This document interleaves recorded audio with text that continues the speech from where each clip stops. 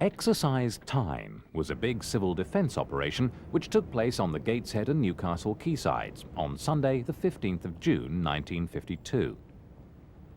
In the early years of the Cold War, civil defence had a high profile.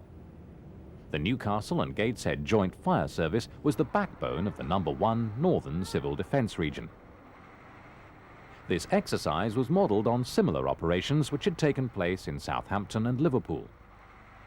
Altogether, 500 firemen from Northumberland, Durham, Cumberland, Westmoreland and the North Riding of Yorkshire took part. The main Gateshead fire station was then in Swinburne Place, from which units can be seen emerging. The last driver only just manages the sharp turn into Swinburne Street.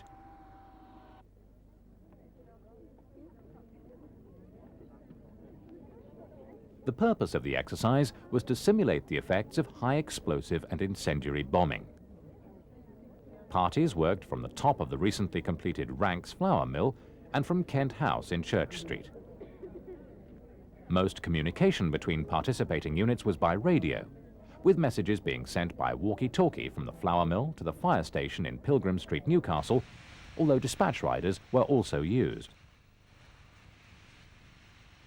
Exercise Tyne was filmed for the Newcastle and Gateshead Joint Fire Service, which had been formed in 1948, after the two brigades, along with the Auxiliary Fire Service, had worked together under government control during the war. At one stage, about 180 water jets from 64 fire appliances were in action simultaneously. As well as the full-time fire service personnel, also taking part were the Auxiliary Fire Service and the Civil Defence Corps. Members of the faking group of the Whitley Bay St John's Ambulance Brigade played the part of casualties. Gateshead Women's Voluntary Service provided tea and refreshments. The event naturally attracted crowds of excited children.